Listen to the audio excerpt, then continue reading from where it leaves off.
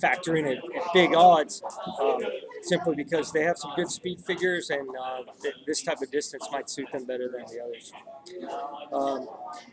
We're also going to talk about the turf mile, and this is interesting because Goldakova has won the turf mile each of the last 2 years in the Breeders' Cup, and going for an unprecedented third victory. Absolutely, and she overcame an outside post last year at Santa Anita. Now, she didn't draw well again this year. She's in post 10, but she's been better than ever this year. 11-time grade Group 1 winner.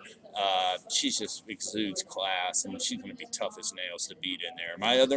The best American, in my opinion, Giopani and Proviso are excellent Americans, but I give Court Vision a shot to run a big race for Rick Dutro in here. He comes off a real sharp effort at the Woodbine Mile.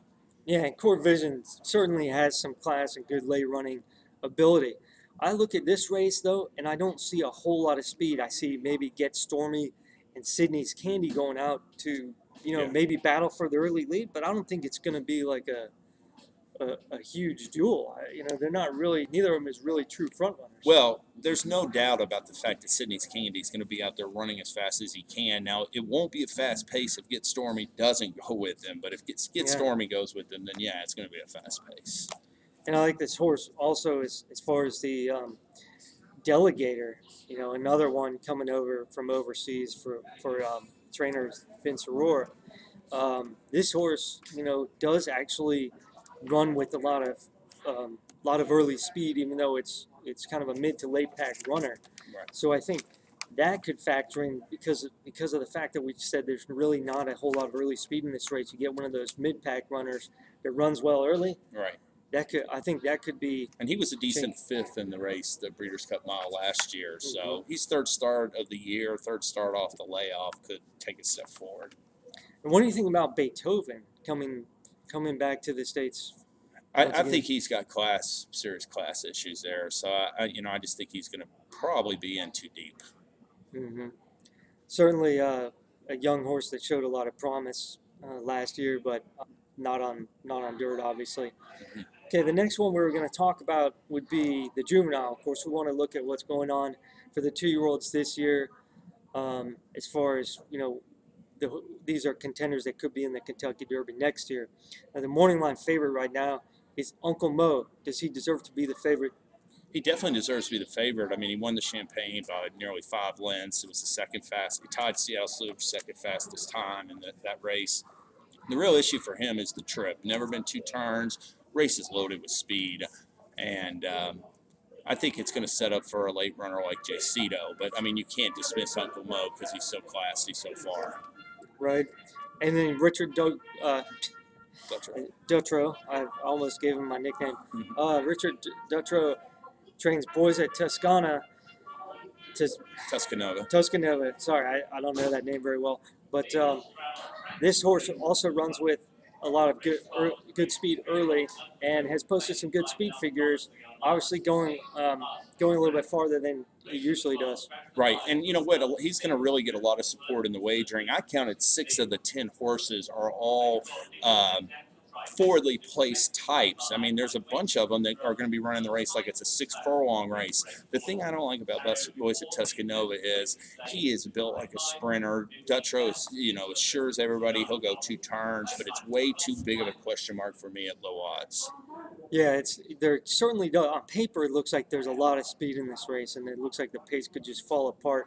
And then you look at a horse like Muran, coming in from overseas. From Puerto Rico. Yeah, no doubt. This Yeah. could factor in there.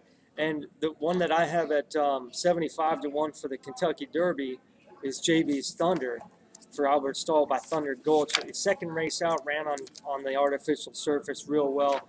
And as I aforementioned, I like these horses that are trying dirt for the first time after posting good figures on artificial. A lot of times they will freak out or run bigger than they had before. For that reason, I also like JP's Gusto. But again, those are both early running horses. And I'll mention a long shot potentially for the exotics, Rogue Romance. He's 30-1 on the morning line, and he has really come to hand for Kenny McPeak. And like I said, him and Jay Cito are the only true late runners in the field, and I think they both could get a perfect setup.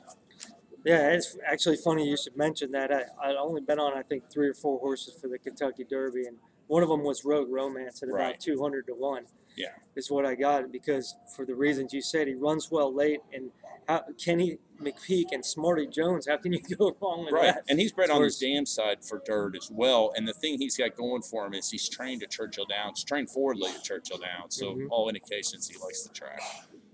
Cool. So we have just going to give lip service, I guess, to a couple more races. The Ladies Classic, which used to be called the Distaff.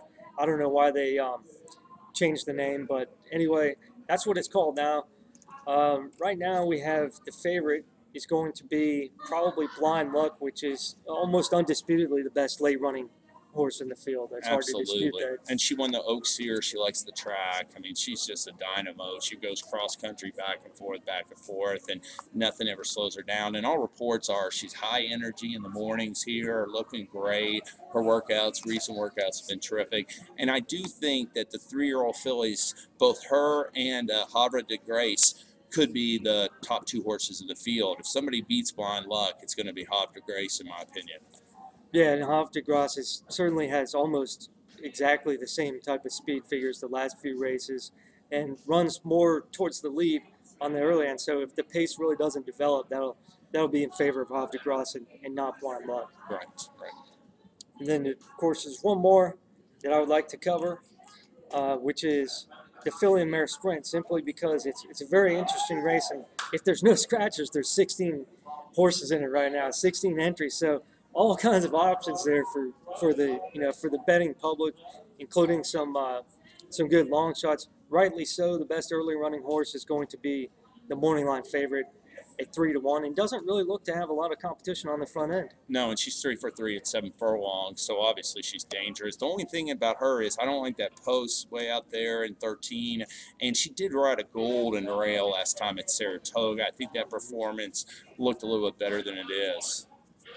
Yeah, my favorite was Jessica at back. In the last race, I don't know why they didn't run her close enough to the lead, but I still feel like this is one of the best late running horses in the field.